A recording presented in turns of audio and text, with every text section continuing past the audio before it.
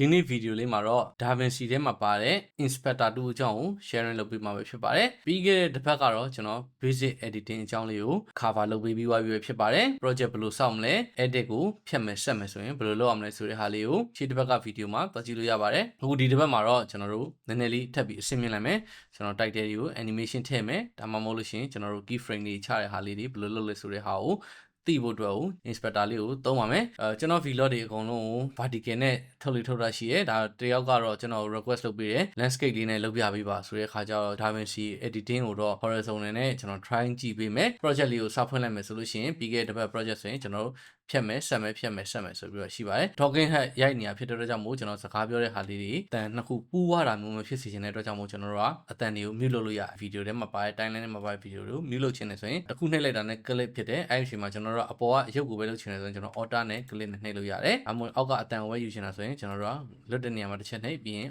alter နှိပ်ပြီးတော့ clip နှိပ်လိုက်ရင်အတန်ရပါမှာဖြစ်ပါ shortcut ကတော့ကျွန်တော် D ပေါ့နော် D ဆိုရင်ကျွန်တော်တို့က disable လောက်တာပေါ့နော်ဒါဆိုလို့ရှိရင်ကျွန်တော်အတန်ကမလာတော့ဘူး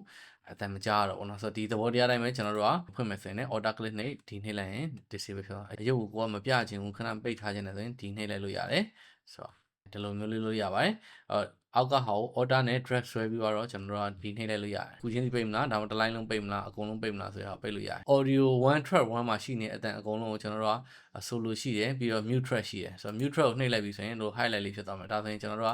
playback လုပ်နေပေမဲ့အတန်ကြားတော့မှမဟုတ်ဘူးเนาะဒါကတော့ကိုအဆင်ပြေတဲ့ဟာနဲ့သုံးလို့ရတယ်ကျွန်တော်က mute track ကိုတိတ်ပြီးတော့သုံးတာမရှိဘူးကျွန်တော်ဗီဒီယိုတွေကများသောအားဖြင့်ကျွန်တော်ဒီလို select ပေးပြီးတော့ကျွန်တော် edit လုပ်နေတဲ့တခါတည်းကိုပိတ်ချင်တဲ့အတန်တွေကိုပိတ်ပလိုက်တာမျိုးဖြစ်တယ်ပေါ့ gaming PC မှာ level တွေကမိုက်တက်ပြီးဖမ်းတာဖြစ်တဲ့ကြောင့်မို့အတန်တွေက quality ကအရင်မကောင်းဒါပေမဲ့အတန်မပိုင်နဲ့ကျွန်တော် edit ဆက်ရတာအဆင်မပြေဖြစ်တဲ့ကြောင့်မို့ကျွန်တော် mic လေးတစ်ခုတော့အဖြစ်ပေါ့နော်တက်ပေးထားတယ်အဲ့အတွက်ကြောင့်မို့ကျွန်တော်က screen recording version တွေပါလာပြီဆိုလို့ရှိရင်အဲ့ရအတန်တွေအကုန်လုံးကျွန်တော် disable လုပ်ရတယ်ဆိုတော့ဒီလိုအားမျိုးဆိုလို့ရှိရင်ကျွန်တော်ကဒီ mute track နဲ့လုပ်လို့ရတယ်ဒါမှမဟုတ်ရင်ကျွန်တော် icon click ကိုကျွန်တော် select ပေးပြီးတော့ဒီလို disable ပေးမယ်ဆိုရင်လည်းပေးလို့ရတယ်ခုကတော့ကျွန်တော်တို့ tutorial purpose အနေနဲ့ကျွန်တော်ဒီလိုလေး mute လုပ်လိုက်ပါတယ် setting တွေကကမောက်ကမကြီးဖြစ်နေမယ်ဆိုလို့ရှိရင်ကျွန်တော်တို့က watch video ကိုဝင်ပြီးသွားပြီဆိုလို့ရှိရင် reset UI လေးအောက်ဆိုတာလေးကိုနှိပ်လိုက်လို့ရှိရင် default ဖြစ်သွားမှာဖြစ်တယ်ဆိုတော့ default ဖြစ်သွားပြီဆိုတဲ့အချိန်ကျတော့ကျွန်တော်ဒါသူက DaVinci ကပေးတဲ့ default အတိုင်းကဒီလိုရှိပါတယ်အဲ့ဒါအောင်မှကျွန်တော်တို့ကလိုအကြီးဖြစ်နေဆိုရင်ကျွန်တော်ဒါလေးကိုပြန်နှိပ်လိုက်လို့ရှိရင် timeline ကျဲသွားမယ်ပြီးတော့ effect လေးမြင်ရင်ကျွန်တော် effect နှိပ်လို့ရတယ်ဒါတစ်ခုချင်းစီကိုလိုချင်ဆိုပြန်ပြောင်းလို့ရတယ်လောလောဆယ်မှာကျွန်တော် media pool လေးထားမယ်ပြီးတော့ဒီမှာ frame ကနှစ်ခုဖြစ်နေကျွန်တော်တို့က source frame နဲ့ timeline frame နဲ့နှစ်ခုရှိတယ်အဲ့ဒီဟာကိုကျွန်တော်တို့ကဒီ single viewer မှုလေးကိုထားလို့ရတယ်အဲ့မှာပြန်နှိပ်လိုက်လို့ရှိရင်နှစ်ခုဖြစ်သွားမယ်ဆိုတော့တစ်ခုတည်းပဲထားမယ်အဲ့မှာမမဒီအပေါ်ဆုံးမှာရှိနေ inspector ပေါ့နော်ဒီနေ့ဗီဒီယိုရဲ့အဓိကအသက်ကတော့ဒီ inspector ဆိုတာလေးပါပဲဆိုတော့ inspector ကလောလောဆယ်နှိပ်လိုက်တယ်ဘာမှပေါ်နေမှာမဟုတ်ဘူးဆိုတော့ကျွန်တော်တို့ကဒီ frame ကကျွန်တော်တို့ကမကြိုက်ဘူးဒီ frame ကိုကျွန်တော်တို့ကမကြိုက်ဘူးဆိုလို့ရှိရင်ဒီ frame နည်းနည်းလေးကြီးချင်တယ်ဆိုရင်ကျွန်တော်တို့ကဘာလုပ်လို့ရလဲ transform ပုံပြောင်းမယ်ဆိုလို့ရှိရင်ကျွန်တော်ဒါဆိုရင် link ဖြစ်နေရဲ့အဲ့တော့ကြီးလိုက်လို့ရပါတယ်ဒီမှာ zoom ကိုကျွန်တော်တို့ fit လုပ်ထားလိုက်မယ်ပြီးနည်းနည်း wheel လေးနဲ့နှိပ်ပြီးတော့သေးလိုက်လို့ရတယ် black box ကကျွန်တော်တို့ကဒီ screen မှာ system ထဲမှာရှိနေတဲ့ဟာပေါ့နော်တကယ်လို့ကိုကဗီဒီယိုနှစ်ခုပြချင်တယ်ဆိုတဲ့ဟာမျိုးကြလို့ရှိရင်ကျွန်တော်တို့ကဒါလေးကိုတစ်ခုသေးလိုက်ဗီဒီယိုတစ်ခုသေးလိုက်ပြီးရင်သူ့နေရာရွှေ့မယ်ဆိုရင်ဒီမှာ horizontal position ရဲ့ပြီးသွားပြီဆိုဒီဘက်အောက်ကဟာကြတော့ကျွန်တော် vertical position vertical position နဲ့ရွှေ့မယ်ဆိုလည်းရွှေ့လို့ရတယ်ပေါ့နော်အပေါ်အောက်ကိုဆိုတော့ဒီဗီဒီယိုတွေနှစ်ခုသုံးခုတွေခွဲပြခြင်းနဲ့ဆိုရင်ကျွန်တော်တို့ဒီမှာ transform နဲ့သွားလုပ်လို့ရတယ်ဆိုတော့ကိုကဘာတွေလုပ်မိမှမသိတော့ဘူးဆိုလို့ရှိရင်ကျွန်တော်တို့ဒီမှာ reset ဆိုတာရှိတယ် reset ဆိုတာနှိပ်လိုက်ရင် auto ဖြစ်သွားမယ်ဒီအောက်က click ကိုလုပ်တာဖြစ်တော့ကျွန်တော်အောက်က click က reset ဖြစ်သွားတယ်အပေါ်က click ကိုလုပ်မယ်ဆိုရင်အပေါ်က click ကိုနှိပ် reset လုပ်လို့ရတယ်ဆိုတော့အဲ့မှာမှကျွန်တော်တို့ထပ်ပြီးတော့ key frame ဆိုတာလေးရှိရပါတော့ key frame ဆိုတာလေးဒါလေးကပြန်ဖြတ်လိုက်တော့ပေါ့နော်ပြန်ဖြတ်လိုက်မယ် key frame ဆိုတာကတော့ကျွန်တော်တို့ဘယ်လိုမျိုးလဲဆိုတော့ဒီနေရာနေပြီးတော့စတယ်ကျွန်တော်ဒီဟာလေးနှိပ်ထားလိုက်တယ်အလယ်တော့မှကျွန်တော်တို့ကြီးသွားမယ်ဆိုရင်ကျွန်တော်အလယ်တော့မှကြီးသွားမယ်ဒါဆိုရင်သေးရနေကြီးသွားတယ်ဆိုတဲ့ဟာပေါ့နော်အဲ့လိုမျိုးလေးဖြစ်သွားမယ် zoom in သွားတယ်ဆိုတဲ့ effect ပေါ့အဲ့မှာမပြီးသွားပြီဆိုရင်ကျွန်တော်နောက်မှဆိုရင်ပြန်သေးသွားတယ်အဲ့ဒါဆိုရင်တရားကိုပြန်ရအောင်မယ်ဒါဆိုရင်နည်းနည်းမြန်သွားလိမ့်မယ်ကြီးသွားတယ်ပြီးသွားရင်ပြန်အသေးကြရင်မြန်သွားမယ်အဲ့လိုမျိုးနေထားမျိုးတွေလုပ်လို့ရတယ်ဆိုတော့ကိုကဘာမှမသိဘူးဆိုရင်ကိုက reset ချလိုက်လို့ရတယ်အဲ့မှာကျွန်တော် rotation angle ကတော့သိတဲ့အတိုင်းပဲကျွန်တော်လဲချင်တာစောင်းချင်တာတခါလေးမှာကင်မရာကရိုက်လိုက်ပြီးတော့စောင်းသွားတာမျိုးရှိရင်ကျွန်တော်တို့ဒါလေးနဲ့ပြန်ပြီး adjust လုပ်လို့ရတယ်နောက်တစ်ခုကကျွန်တော် anchor point ရှိမယ် anchor point တော့ကျွန်တော်တို့တိတ်3တာမရှိဘူးတခါတလေမှာတော့လိုတယ်ဒါနဲ့ advanced ဖြစ်တဲ့ကြောင့်ကျွန်တော်မပြောပြတော့ပြီးရင်ကျွန်တော်တို့ page ရှိမယ် ပြီးရင်ရောရှိမယ်ဒါတွေကလည်းကိုလိုရင်သုံးလို့ရတယ်ပြီးရင် flip ရှိမယ်